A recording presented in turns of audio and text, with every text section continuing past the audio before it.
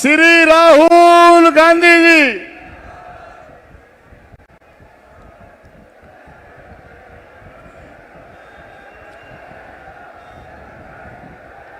Congress party,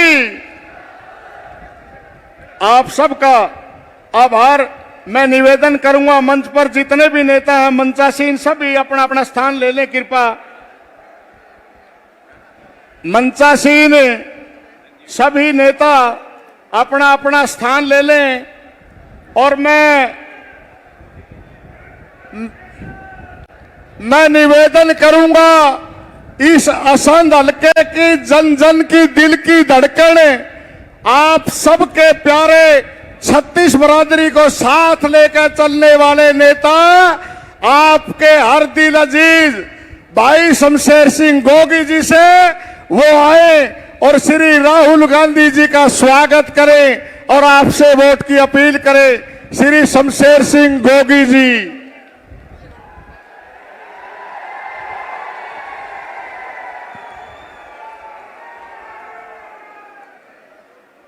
आज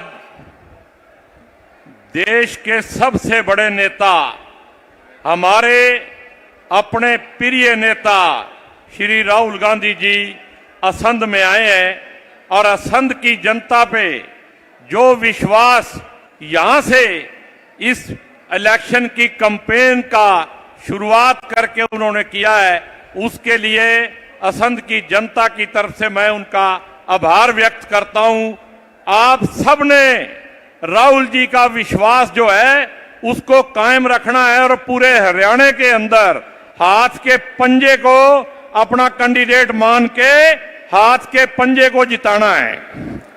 और मैं आपका स्वागत करते हुए सभी सम्मानित मंच, सभी नेतागण, मैं राहुल जी एक बात आपको बताना चाहता हूं। राजीव गांधी जी के साथ मैंने काम शुरू किया था और आपके साथ जाके परवान चढ़ा है।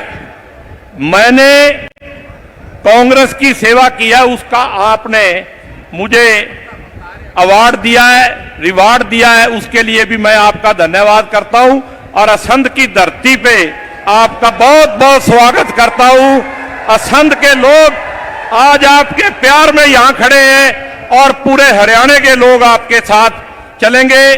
बहन कुमारी शैलजा जी, भूपिंदर सिंह हुड्डा जी, उदय भान जी, सभी जो नेतागण आए हैं, सभी का मैं स्वागत करता हूं। जय हिंद, जय भारत। मैं निवेदन करूंगा, आप सबके जाने पहचाने, आप सबकी दिल की धड़कन चौधरी वीरेंद्र सिंह जी से, चौधरी वीरेंद्र सिंह जी आए और आप हमारे नेता, आप सबके जन जन के नेता राहुल गांधी जी का स्वागत करेंगे।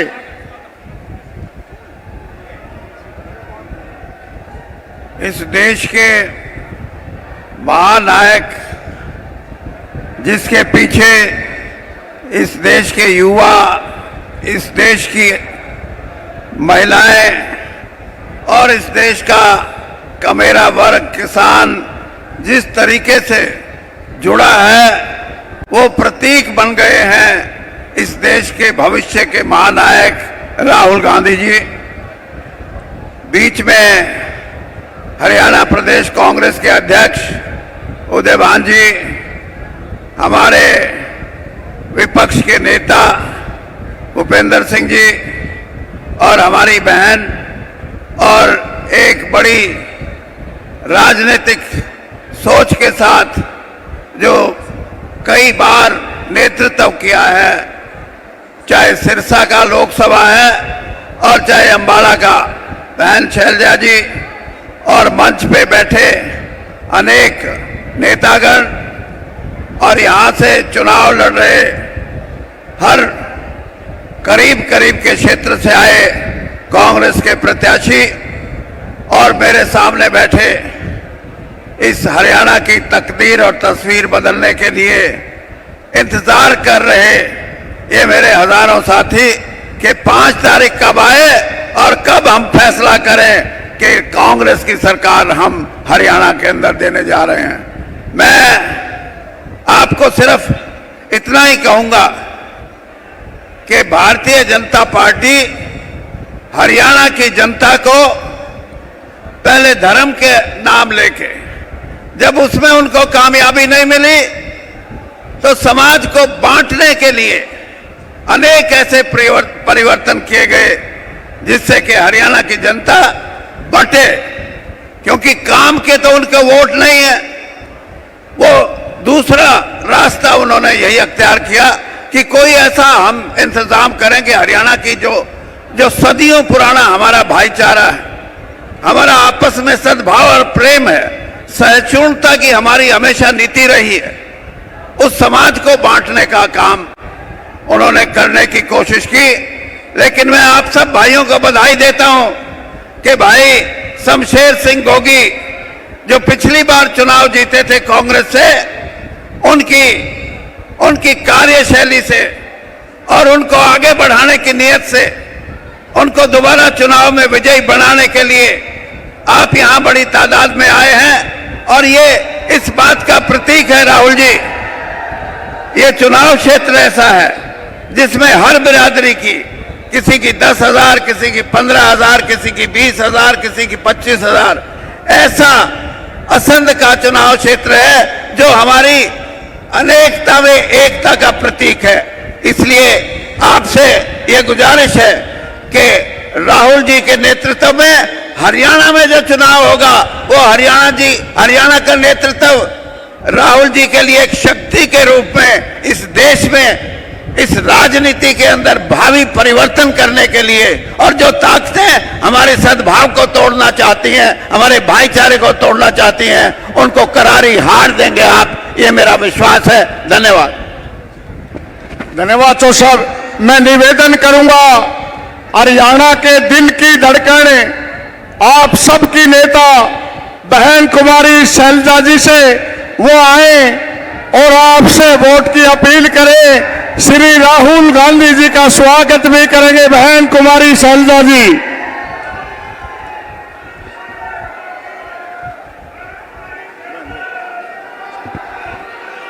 हमारे सबके बहुत ही प्यारे नेता,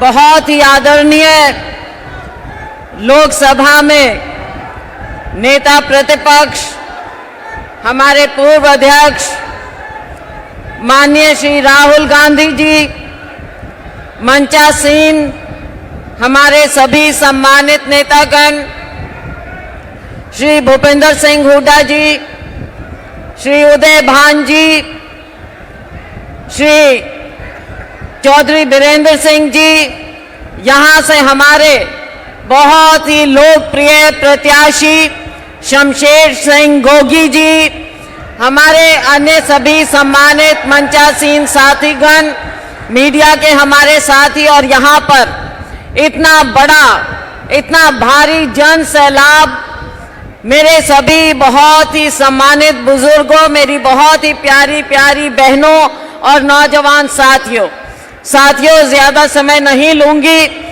पहले भी आपके बीच में आए हैं, थोड़े दिन पहले ही गोगी जी के नामांकन पर जब आए तो आप लोगों का उस दिन उत्साह और जन समूह, ये साबित उस दिन आपने कर दिया था कि यहाँ पर एक तरफा भाई गोगी जी की जीत होने वाली। साथियों, मैं सबसे पहले हमारे आदरणीय नेता राहुल गांधी जी का स्वागत करती हूं, इनका धन्यवाद करती हूं जो आज इन्होंने देश में कांग्रेस पार्टी का परचम इतना ऊंचा लहरा दिया है। जो बोलते हैं ना कि बार हैज बीन रेज्ड, इतना ऊंचा कर दिया है कि आज इनके सामने कोई और नेता सामने टिक नहीं पा रहा है। और उसकी मिसाल आपने लोकसभा में देखी कि जब राहुल गांधी जी खड़े हुए बोलने के लिए, आपकी आवाज को उठाने के लिए, तो माननीय प्रधानमंत्री जी नरेंद्र मोदी जी न जाने 10 बार खड़े होकर इनके बीच में बोलने का प्रयास कर रहे थे। और जब खुद नरेंद्र मोदी जी बोलने लगे तो मेरे को लगता है 10 बार नहीं 20 बार शायद पानी पीना पड़ा होगा बीच में। कुछ कहने को नहीं है, बोलती बंद हो गई है। साथियों, आज समय आ गया है। हरियाणा से राहुल गांधी जी के दौरे का आज यहाँ असंध से आगाज हुआ है। इनका दिल की गहराइयों से मैं स्वागत करती हूँ और मैं अपील करती हूँ, हरियाणा में जो 10 साल का कुशासन भारतीय जनता पार्टी द्वारा थोपा गया, धोखे से राज किया गया आपके ऊपर, आज समय आ गया है उसका बदला चुकाने का। मेरा किसान, मेरा मजदूर, मेरा गरीब भाई, 36 बिरादरी, चाहे वो छोटा दुकानदार हो, सभी लोग आज आप इस इंतजार में हैं और ये इंतजार की घड़ियां खत्म हो रही हैं। 5 तारीख को चुनाव हो रहा है। आप सभी से अपील है कि आपने यही उत्साह उस दिन दिखाना है और हरियाणा में कांग्रेस पार्टी की सरकार लानी है और यहां से भाई शमशेर गोगी जी को आपने भारी बहुमत, रिकॉर्ड मतों से जिताना है और हमारे सभी प्रत्याशियों को जिताना है। आपका बहुत बहुत धन्यवाद। जय हिंद। धन्यवाद बहन जी। मैं निवेदन करूंगा हरियाणा के पूर्व मुख्यमंत्री और आप सबके दिल की धड़कन चौधरी भूपेंद्र सिंह हुड्डा जी से, वो आए। हुड्डा साहब राहुल जी का स्वागत करेंगे। हुड्डा साहब।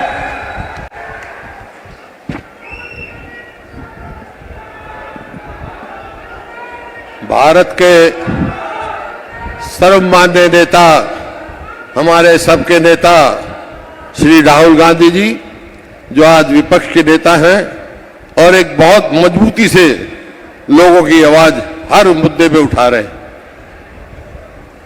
और यहां पर हरियाणा प्रदेश कांग्रेस कमेटी के अध्यक्ष चौधरी उदयभान जी और हमारी वरिष्ठ नेता बहन शैलजा जी और हरियाणा कांग्रेस के पूर्व अध्यक्ष चौधरी वीरेंद्र सिंह जी, वह जितने भी हमारे इस पार्लियामेंट्री क्षेत्र के उम्मीदवार हैं, सभी हमारे उम्मीदवारगण, या यहाँ से स्थानीय उम्मीदवार शमशेर गोगी जी, वह सम्मानित मंच, उपस्थित मेरे बुजुर्गों, नौजवान साथियों, वह मातृशक्ति, पत्रकार बंधुओं, देखिए राहुल जी, जब से आपने भारत जोड़ो यात्रा इस जीटी रोड से गई थी और हरियाणा में सब जगह गई थी, एक नया जोश यहाँ के कार्यकर्ताओं में आपने बढ़ा है। और स्वयं आप देख रहे हैं कि लोग आज केवल हरियाणा में चुनाव हो रहे हैं, केवल कांग्रेस की ओर देख रहे हैं, क्योंकि कांग्रेस 10 साल कांग्रेस की सरकार थी,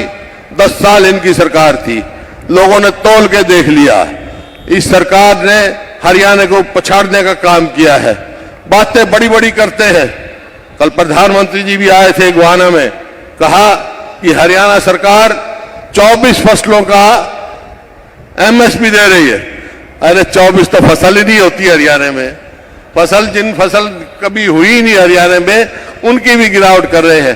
तो ऐसी बात है, सिर्फ घोषणा कर रहे हैं, करते नहीं। एमएसपी की बात करते हैं। एमएसपी, आज धान मंडियों में भरा पड़ा है और किसान मजबूरन 300, 400, 500 रुपए क्विंटल तक कम धान बेचने का काम कर रहा है।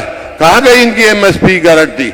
एमएसपी गारंटी तो राहुल जी, रायपुर सेशन में आपने कहा था कि कांग्रेस की सरकार आएगी तो किसान को एमएसपी गारंटी देगी और C2 स्वामीनाथन फार्मूले पर वो उसका मूल्य तय होगा। लेकिन यहां बातें कुछ है, करनी कुछ है। इसी प्रकार से गरीब आदमी के लिए जो कांग्रेस कार्यकाल में सोनिया गांधी जी ने उद्घाटन किया था, 100 गज के 4 लाख पड़ोस दिए थे और 3 लाख अंकित कर दिए थे। लेकिन इस सरकार ने आते ही उसको, स्कीम को रद्द कर दिया। इस प्रकार से आज हर वर्ग इस मौजूदा सरकार से विमुख है, चाहे किसान हो, मजदूर हो, व्यापारी हो, कर्मचारी हो, शहरी हो, ग्रामीण हो। आज सिर्फ कांग्रेस की ओर और आपके नेतृत्व देख रहा है। मैं आभारी हूं आपका राहुल जी, जिस मजबूती से आप किसान के स्वामीनाथन C2 की फार्मूला की आवाज उठा रहे हो। और मैं समझता हूं जिस तरह हरियाणा के और पंजाब के लोगों ने इस सरकार को 3 काले कानून वापस लेने के मजबूर किया था, इसी प्रकार से जो आपके साथ हम लग के आप जो आवाज उठा रहे हो C2 स्वामीनाथन फार्मूले पर MSP देने का काम करेंगे, हम मजबूर करेंगे सरकार को। आप आए हो, मैं आपका स्वागत भी करता हूं और धन्यवाद भी करता हूं और आपको विश्वास भी दिलाता हूं। आज कांग्रेस के पक्ष में हरियाणा में लहर चल रही है, कांग्रेस आ रही है, भाजपा जा रही है और ये शुरुआत आपकी भारत जोड़ो यात्रा से हुआ, फिर हाथ से हाथ जोड़ो यात्रा से हुआ। इन्हीं शब्दों के साथ आप सबका सब आए, आपका भी धन्यवाद और राहुल जी का भी मैं बहुत शुक्रगुजार हूं कि उन्हें इतना समय दिया। बहुत बहुत धन्यवाद। जय हिंद। धन्यवाद हुड्डा साहब। मैं निवेदन करूंगा हरियाणा प्रदेश कांग्रेस कमेटी के अध्यक्ष चौधरी उदय भान जी से, वो आए और श्री राहुल गांधी जी का स्वागत करेंगे। चौधरी उदय भान जी।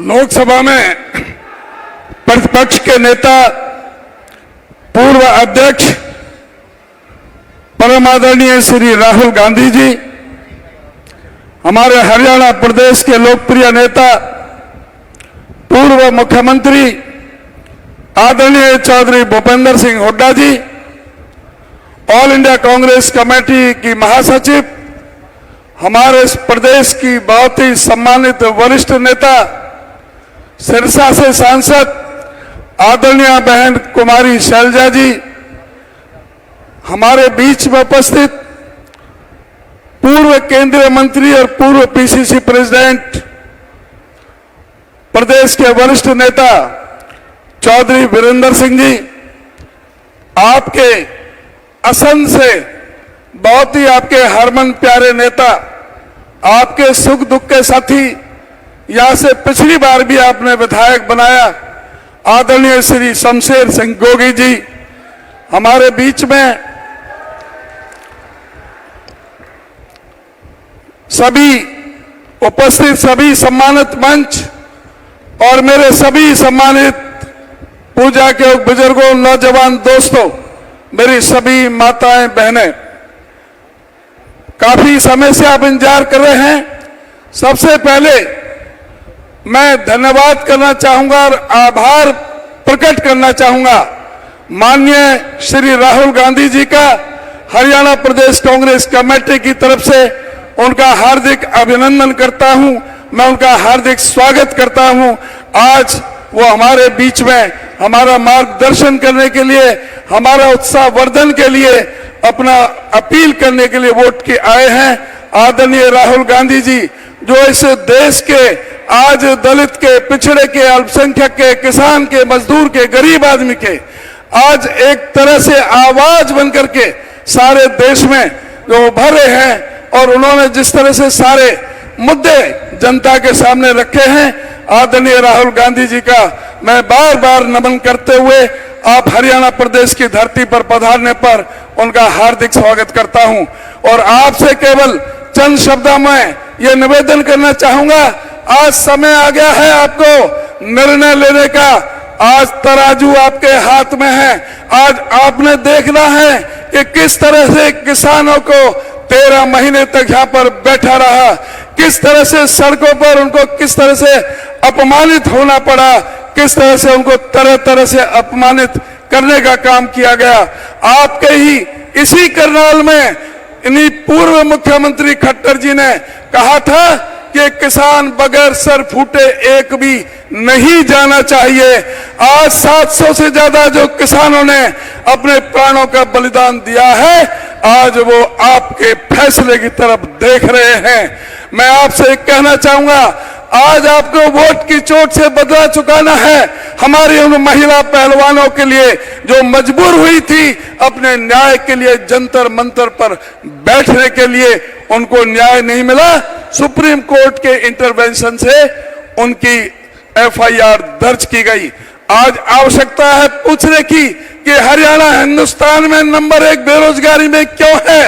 आज इस प्रदेश की अर्थव्यवस्था क्यों चौपट होकर के रह गई है? 70,000 करोड़ का कर्जा आज 4.5 लाख करोड़ का किस तरह से कर्जा हो गया? आज ये पूछने की आवश्यकता है क्यों हरियाणा के अंदर 30 से ज्यादा बार पर्चे लीक हुए हैं। स्टाफ सिलेक्शन कमीशन के चेयरमैन और 8 अधिकारियों को क्यों सस्पेंड होना पड़ा? एचपीएससी के अधिकारी करोड़ों करोड़ों की रिश्वत लेते हुए क्यों पकड़े गए? आज ये पूछने की जरूरत है कि कौशल विकास रोजगार निगम जो एक भ्रष्टाचार का अड्डा बन गया, जिसमें कोई भी मेरिट नहीं, कोई रिजर्वेशन नहीं, संविधान की भी घोर अवहेलना की गई है। उसमें ना शेड्यूल कास्ट के लिए, ना बैकवर्ड क्लास के लिए, कोई ओबीसी के लिए, किसी के लिए कोई आरक्षण की व्यवस्था नहीं। और सरकार खुद ठेकेदार बन गई।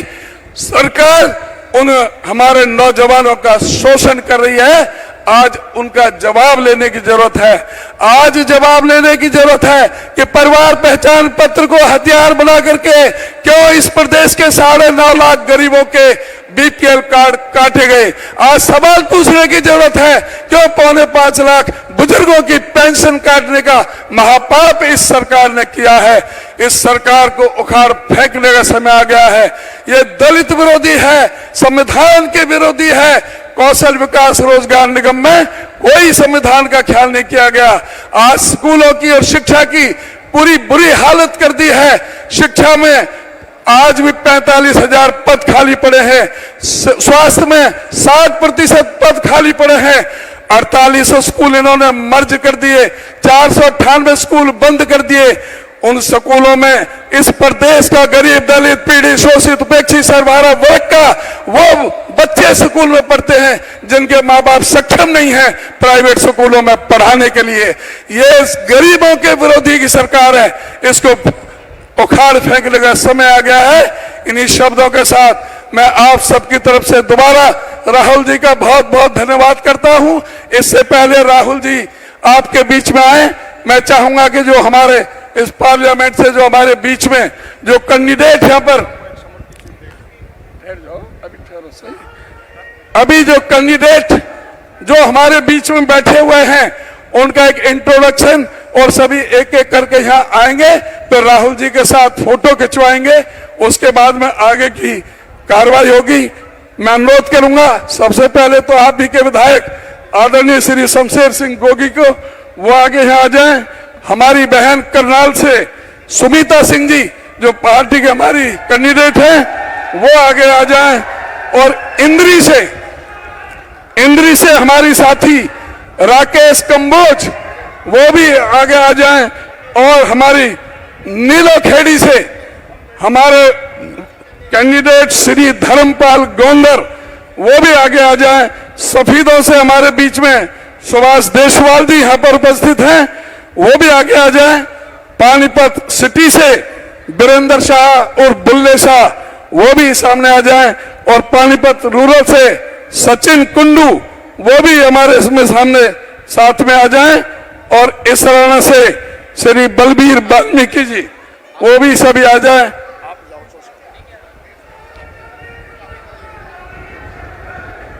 श्री राहुल गांधी कांग्रेस पार्टी,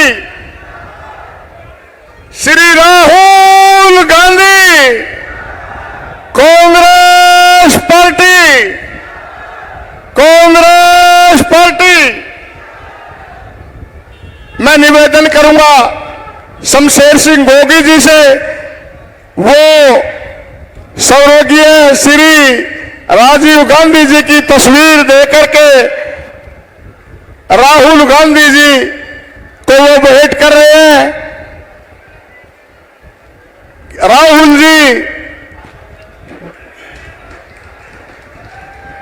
राहुल जी को राजीव जी की तस्वीर भेंट की है और एक राधा स्वामी सत्संग की किताब दी है। मैं निवेदन करूंगा इस देश की दिल की धड़कन नफरत को खत्म करके प्यार की राजनीति को देश में स्थापित करने वाले नेता श्री राहुल जी से वो आए, राहुल गांधी जी।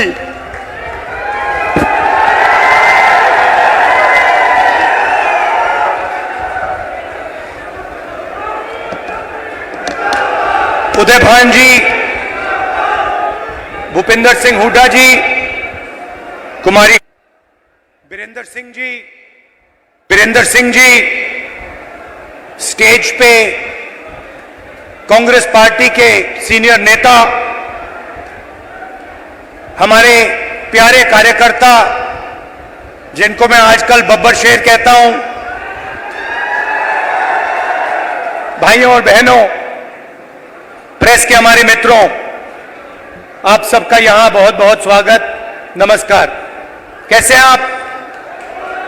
मूड कैसा है? नहीं, सुनाई नहीं दिया मुझे। मूड कैसा है? ये देखिए, आजकल ग्लोबलाइज्ड दुनिया है।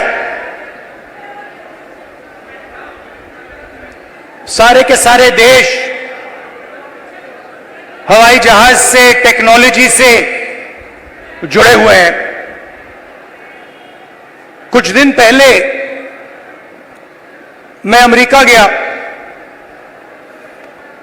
अमेरिका में मेरा प्रोग्राम टेक्सास में था और किसी ने मुझे कहा कि टेक्सास में हरियाणा के युवाओं से मुझे मिलना चाहिए। पता नहीं आपने वीडियो देखा, नहीं देखा? देखा? देखा। मैं आज आपसे उस वीडियो के बारे में बोलना चाहता हूं, क्योंकि अगर आज आप हरियाणा को समझना चाहते हो तो जो भी समझना है उस वीडियो के अंदर है। सबसे पहले जब मुझे बताया गया कि हरियाणा से हजारों लोग, 15-20 हजार लोग अमेरिका गए हैं, मैं हैरान हुआ। हरियाणा से इतने लोग अमेरिका क्यों जा रहे हैं, ये मेरे दिमाग में सवाल उठा। और फिर मैं डैलस में आपके भाइयों से एक छोटे से घर में जाके मिला। मैं आपको बताना चाहता हूं, आपके भाई डैलस में एक कमरे में 15-20 लोग सोते हैं। मैंने उनसे पूछा, आप अमेरिका कैसे आए? देशों की लिस्ट दे दी। पहले हम यहां गए, टर्की गए, कजाकिस्तान गए, कजाकिस्तान से साउथ अमेरिका गए, साउथ अमेरिका से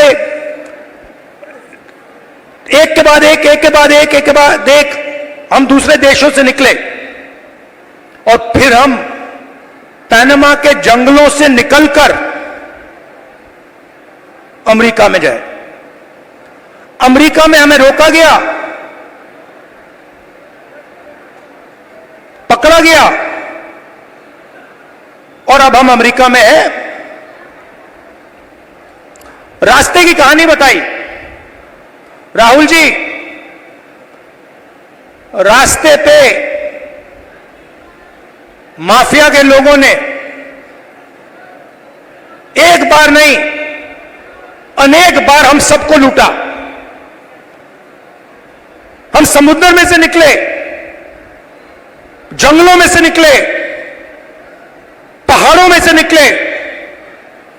हमारे भाइयों को मरते हुए हमने देखा है, जंगल में मरते हुए देखा है, गिरकर मरते हुए देखा है, अपनी आंखों से देखा है। फिर मैंने सवाल पूछा, मैंने कहा कि भैया ये जो आपने सफर किया है, आप अमीर लोग तो नहीं हो। इस सफर के लिए, प्लेन टिकट के लिए, नाव के लिए, गाड़ी के लिए आपने कितना पैसा दिया? अमेरिका में घुसने के लिए आपने किसका पैसा दिया? राहुल जी, कम से कम 35 लाख रुपए अमेरिका में जाने के लगते हैं। फिर मैंने सवाल पूछा, भाई एक बात बताओ, आप 35 लाख रुपए ब्याज लिए हो या आपने अपना खेत बेचा? आधों ने कहा कि भैया हमने अपना खेत बेचा, दूसरों ने कहा हम ब्याज लिए। मैंने कहा किस रेट पर ब्याज लियो? कहते हैं 2% प्रति महीना। फिर मैंने पूछा भैया एक बात समझाओ, आपने 30 लाख, 35 लाख, 50 लाख कर्जा लिया है, आप अमेरिका जा रहे हो, 50 लाख रुपए से तो आप हरियाणा में ही बिजनेस चला लोगे। जैसे मैंने ये बात बोली हंसने लग गए, कहते राहुल जी क्या बोल रहे हो आप? 50 लाख रुपए से हरियाणा में बिजनेस नहीं चालू हो सकता है। अगर हमने 50 लाख रुपए, ये 50 लाख रुपए हरियाणा में बिजनेस चालू करने के लिए लगा दिए होते तो हमारा बिजनेस फेल हो जाता। किसी ने मुझे यह भी कहा कि राहुल जी मैंने ट्राई किया, फेल हो गया। बेरोजगारी है, महंगाई है। और जब उन्होंने मुझे बोला, मुझे दुख हुआ, उन्होंने बोला राहुल जी हरियाणा में हमारे जैसे लोगों के लिए अब कुछ नहीं बचा है। अगर एक युवा गरीब है, अरबपति का बेटा नहीं है, तो ना उसे बैंक लोन मिल सकता है, ना वो बिजनेस चालू कर सकता है, ना वो पब्लिक सेक्टर में जॉब पा सकता है, ना वो आर्मी में जा सकता है। एक के बाद एक, एक के बाद एक, एक के बाद एक, एक के बाद एक सारे दरवाजे आपके बंद कर दिए गए।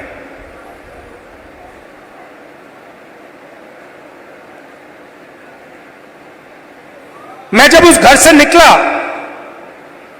मैं सोच रहा था कि अगर इनकी ये हालत है तो इनके बच्चों की क्या हालत है। ये तो यहां है, कोई ट्रक चला रहा है, कोई जॉब कर रहा है, पैसा कमा रहे हैं। मेरे माइंड में आया कि इनके बच्चे क्या कर रहे हैं, इनकी फैमिली क्या कर रही है। कमरे में मैंने बात उठाई थी, मैंने कहा कि आप फैमिली से मिलते हो? नहीं राहुल जी, हम 10 साल के लिए अपने बच्चों से नहीं मिल पाएंगे, अपने परिवार से नहीं मिल पाएंगे, हमारे माता पिता मर जाएंगे मगर हम वापस नहीं जा पाएंगे। और फिर एक व्यक्ति ने मुझे कहा राहुल जी एक काम कीजिए, जब आप वापस हिंदुस्तान जाएंगे तो आप 5 मिनट के लिए हमारे परिवारों से मिल लीजिए और उनको कह दीजिए कि हम ठीक हैं, हम सलामत हैं। मैंने उनसे कहा कि भाई बताओ, आपके पास तो मोबाइल फोन तो होगा, वीडियो कॉल करते होंगे, तो उनको तो मालूम होगा। वो मुझे कहते हैं नहीं राहुल जी, वो मानते नहीं है, हम वीडियो फोन पे कॉल करते हैं और हमारे बच्चे मानते नहीं है कि हम ठीक हैं।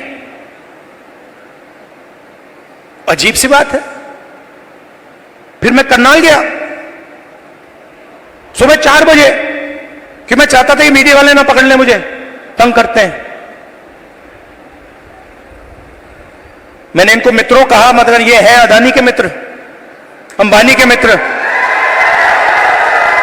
तो मैं गया 4 बजे सुबह, वहां बैठ गए, बातचीत शुरू।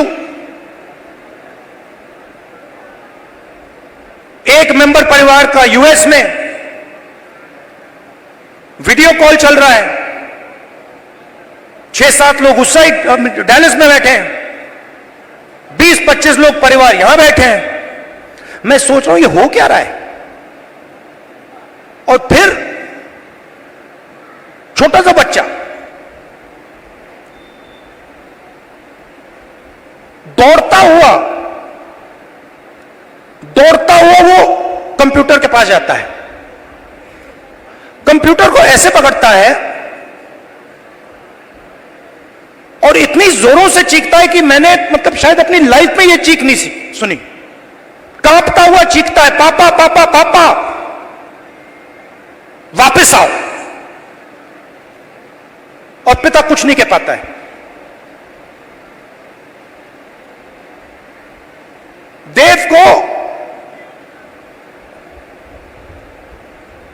देव की आंखों में आंसू, चिल्ला रहा है।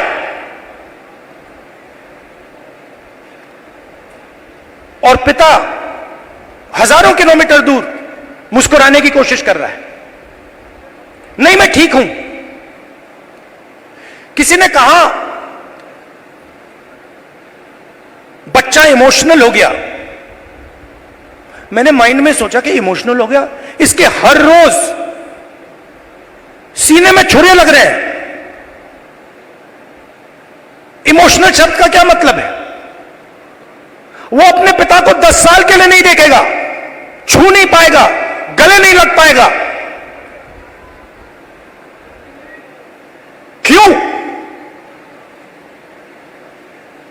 क्योंकि हरियाणा की सरकार ने हरियाणा को नष्ट कर दिया है, खत्म कर दिया है।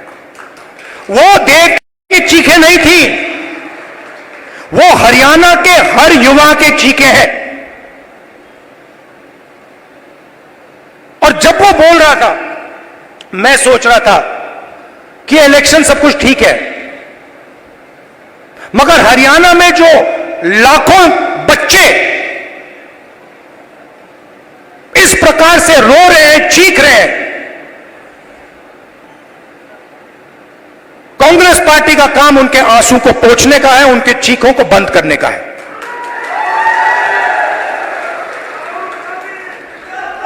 अब देव रो क्यों रहा है, यह मैं आज आपको समझाना चाहता हूं। नरेंद्र मोदी जी ने, हरियाणा की सरकार ने सिस्टमैटिकली इस देश का जो रोजगार का सिस्टम है उसको खत्म किया है। वो जो युवा अमेरिका गए हैं, छोटे से घर में 20-25 एक कमरे में रह रहे हैं।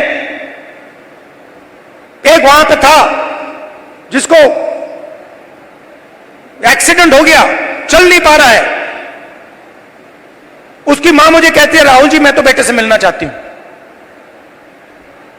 मैं कहना नहीं चाहता था, कैसे मिलोगी? वो 10 साल के लिए वापस नहीं आ सकता। तो बच्चे चिल्ला रहे हैं, माताएं चिल्ला रही हैं, पूरा परिवार चिल्ला रहा है।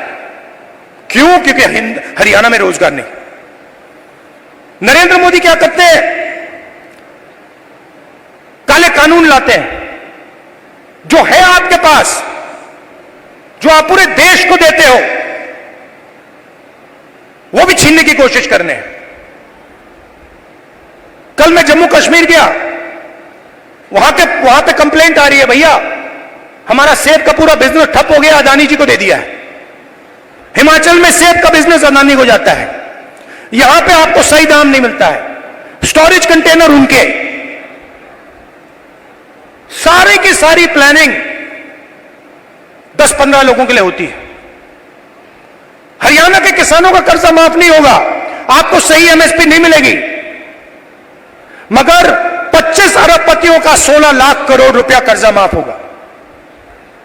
और आप देखते रहोगे कि भैया हो क्या रहा है। यह प्रदेश जो पूरे देश को भोजन देता है, यहां हो क्या रहा है।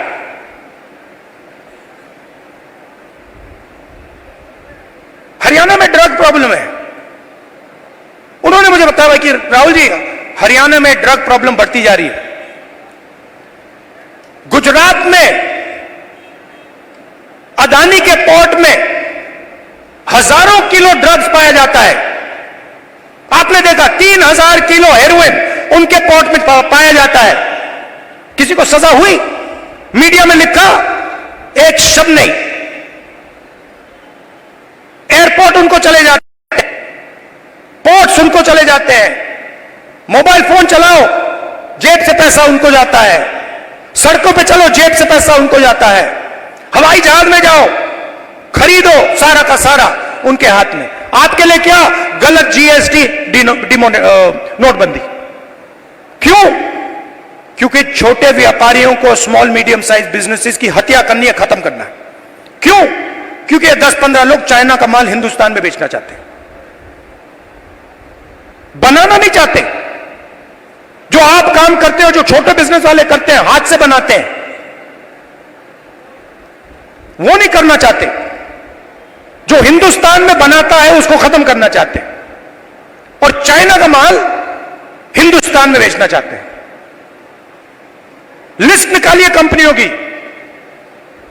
चाइनीज कंपनियों की लिस्ट निकालिए और देखिए उनका हिंदुस्तान में पार्टनर कौन है। चाइना के युवा को फायदा मिल रहा है, चाइना की सरकार को फायदा मिल रहा है, अरबपतियों को यहां फायदा मिल रहा है। नरेंद्र मोदी जी की मार्केटिंग हो रही है, और देव चिल्ला रहा है, चीख रहा है, मेरे पापा को वापस लाओ, मुझे अपने पापा चाहिए। मैं सोच रहा था जब मैं घर जाऊंगा मैं देव के लिए थोड़े खिलौने भेजूंगा। फिर मैंने सोचा क्या मतलब, खिलौने से क्या होगा, फुटबॉल से क्या होगा, क्रिकेट बैट से क्या होगा, वो तो अपना पापा चाहता है। तो ये हरियाणा की हालत है, और ये हम बदलना चाहते हैं।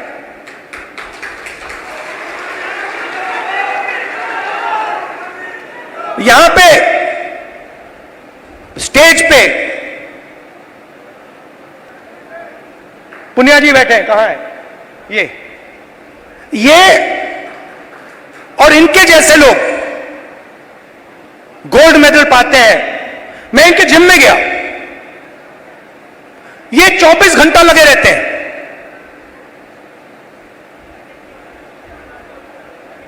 24 घंटा क्यों?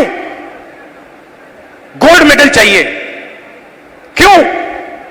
हरियाणा का नाम रोशन करना, हिंदुस्तान का नाम रोशन करना। पूरी दुनिया में हम चाहते हैं कि हरियाणा का नाम जाए, हिंदुस्तान का नाम जाए। गोल्ड मेडल हम अपने लिए नहीं लेते हैं, गोल्ड मेडल हम हिंदुस्तान के लिए लेते हैं। इन्होंने कहा मुझे, इसने कहा, वो भी 4 बजे सुबह। इनका क्या किया? सारे के सारे एथलीट्स को खत्म कर दिया। इनके बहनों का सेक्सुअल हैरेसमेंट हो रहा है, और जो कर रहा है उसकी रक्षा चल रही है। 24 घंटे टीवी पे देखो, वो रो रही है, कोई फर्क नहीं पड़ता, बीजेपी का आदमी है, चिल्लाओ जितना चिल्लाना है, देव के साथ चिल्लाओ, 24 घंटा चिल्लाओ, हमें कोई फर्क नहीं पड़ता, मर जाओ। ऐसा हरियाणा हमें नहीं चाहिए। हमें हरियाणा ऐसा चाहिए जहां बच्चे ना रोएं, जहां पिता अपने बच्चे के गले लग सके, जहां मां ना रोए। ऐसा हरियाणा हमें चाहिए, और ऐसा हरियाणा कांग्रेस पार्टी आपको देने जा रही है। अब आप मुझसे पूछोगे ठीक है आपने कह दिया, बताओ कैसे। मैं आपको शुरुआत की बात कर रहा हूं। पहला कदम महिला शक्ति, 2000 रुपए हर महीने महिलाओं को, और 500 रुपए का गैस सिलेंडर। दूसरा कदम, जो 2 लाख वैकेंसीज सरकार में आज खाली पड़ी है युवाओं के लिए, हम वो भर के आपको दे देंगे। किसान को एमएसपी गारंटी करके हरियाणा की सरकार देगी, और जो आपका बीमा का पैसा है वो आपको एकदम मिलेगा। जैसे ही नुकसान होगा उसके एकदम बाद आपको बीमा का पैसा मिलेगा। गरीबों के लिए घर, 100 गज के प्लॉट और 3.5 लाख रुपए 2 बेडरूम के घर के लिए, और 300 यूनिट फ्री में बिजली। मगर ये लड़ाई सिर्फ हरियाणा की नहीं है, मैं आपको बताऊं, ये लड़ाई हिंदुस्तान की लड़ाई है, और ये लड़ाई कॉन्स्टिट्यूशन को बचाने की लड़ाई है। मैंने इसके बारे में बहुत सोचा है, ये हो क्या रहा है। ये बीजेपी के लोग कर क्या रहे हैं? ये कॉन्स्टिट्यूशन पर आक्रमण कर रहे हैं। जो हिंदुस्तान के गरीब लोग हैं, कमजोर वर्ग के लोग हैं, कॉन्स्टिट्यूशन उनकी रक्षा करता है और बीजेपी कॉन्स्टिट्यूशन को मिटाने की कोशिश कर रहे हैं। वो कह नहीं सकते, ऐसे स्टेज पे आकर वो कह नहीं सकते कि हम कॉन्स्टिट्यूशन को मिटा देंगे, मगर वो करते हैं। सारी की सारी संस्थाओं को आरएसएस के लोगों के हवाले कर दी है। पूरा कंट्रोल नागपुर का है। उसमें हिंदुस्तान के 90% लोगों के लिए कोई जगह नहीं है। आप देख लीजिए, आप लिस्ट निकालिए, जिन जिन लोगों को आरएसएस ने हिंदुस्तान की संस्थाओं में डाला है, लिस्ट निकालिए। चाहते हो मैं दे दूंगा आपको। उसमें ना आपको एक ओबीसी मिलेगा, ना आपको एक दलित मिलेगा, ना आपको आदिवासी मिलेगा।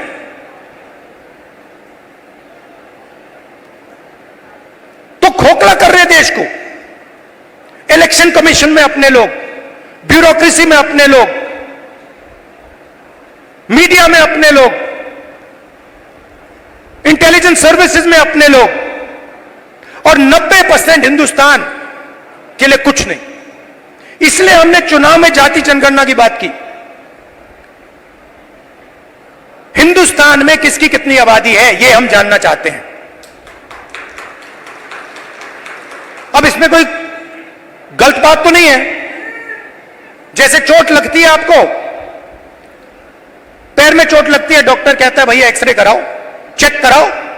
हम सिर्फ यह कह रहे हैं कि भैया चेक कराओ, इस देश में दलित कितने हैं, आदिवासी कितने हैं, पिछड़े कितने हैं, गरीब जनरल कास्ट के कितने लोग हैं, यह पता लगाओ। कभी आरएसएस कहती है करना चाहिए, अंदर से कहते हैं भैया ये मत करवा देना। सच्चाई निकल आएगी। सच्चाई क्या है कि 90% लोगों के पास कुछ है ही नहीं। 250 सबसे बड़े बिजनेसेस देख लीजिए, लिस्ट निकालिए, उनकी मैनेजमेंट की लिस्ट निकाल लीजिए,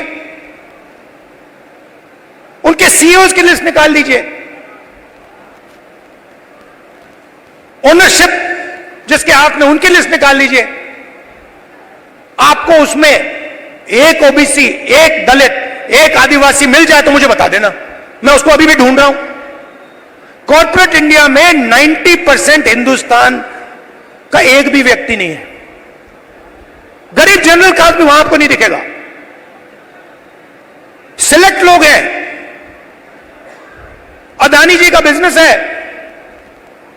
हजारों बिजनेस उससे कनेक्टेड है। वो सारे के सारे कोई ना कोई परिवार का आदमी है। भाई कुछ करता है, बहन कुछ करती है, फैमिली बिजनेस है। ऐसे ही बिजनेसेस है। 250 में से आप मुझे नाम दे दो दलित का, आप नाम दे दो आदिवासी का, आप नाम दे दो पिछड़े का, नहीं है। ब्यूरोक्रेसी में देखो, हिंदुस्तान की सरकार को 90 लोग चलाते हैं, सेक्रेटरी कहलाते हैं। 3 दलित है, आबादी 15%, 90 में से 3। पिछड़ों की आबादी कम से कम 50%, 90 में से 3। होने कितने चाहिए? 45 अगर आप आबादी से जाओ, नहीं 3। और बजट कितना संभालते हैं? आदिवासी जिनकी 8% आबादी है, 100 रुपए में से 10 पैसे का बजट संभालते हैं। दलित 100 रुपए में से 1 रुपया संभालता है। ओबीसी 100 रुपए में से 5% संभालता है। यह हिंदुस्तान की सच्चाई है। इसलिए हमने कहा है कि जाति जनगणना होगी, नेशनल लेवल पे होगी। और मैंने कहा है मोदी जी के सामने पार्लियामेंट हाउस में, आप करो ना करो, मैं इसको इसी हाउस में पास करवाऊंगा, आपके मुंह के सामने करवाऊंगा। तो ये हरियाणा की रियलिटी है। और ये क्या करते हैं? बांटने का काम करते हैं। मीडिया वाले 24 घंटे लगे रहते हैं। एक जात को दूसरी जात से लड़ा दो, एक धर्म को दूसरे धर्म से लड़ा दो और पूरा का पूरा फायदा अदानी को पहुंचा दो। हरियाणा एक साथ लड़ेगा, सबकी सरकार बनेगी, खुशी से बनेगी। चुनाव में कांग्रेस पार्टी स्वीप करने जा रही है, स्वीप करने जा रही है, आंधी आ रही है और हम सबकी सरकार बनाएंगे। किसी एक की सरकार नहीं होगी, पूरे हरियाणा की सरकार होगी। इसमें सबकी इज्जत होगी, सबकी रिस्पेक्ट होगी, सबकी जगह होगी। और मेरी जहां भी आपको जरूरत हो, कहीं भी पार्लियामेंट में आपको कुछ उठवाना हो, कुछ कहलाना हो, आप मुझे बस ऑर्डर दीजिए, राहुल जी हरियाणा आपसे यह कहलवाना चाहता है, मैं कह दूंगा वहां पे जाके। दिल का रिश्ता है, पुराना रिश्ता है। मैं आपसे यहां आके 50 झूठ नहीं बोलने वाला, वो मोदी जी का काम है। आपने 10 साल देख लिए, सुन ली उनकी बात, आमदनी दुगनी कर दूंगा और फिर काले कानून ले आए, छोटे बिजनेसेस को फायदा पहुंचाऊंगा, नोटबंदी जीएसटी ले आए। उनका काम आप जानते हो। अब सब मिलकर एक साथ हरियाणा को खड़ा होना है, क्योंकि देव जैसे जो बच्चे रो रहे हैं उनके आंसू पोंछने हैं, उनको खुश करना है और उनको अपने पिता के पास गले मिलने देना है। धन्यवाद। आप सब इतनी भारी ताकत से यहां पहुंचे, मैं कांग्रेस पार्टी की ओर से आप सबका यहां पहुंचने पर आभार व्यक्त करता हूं। आप सबका बहुत बहुत धन्यवाद।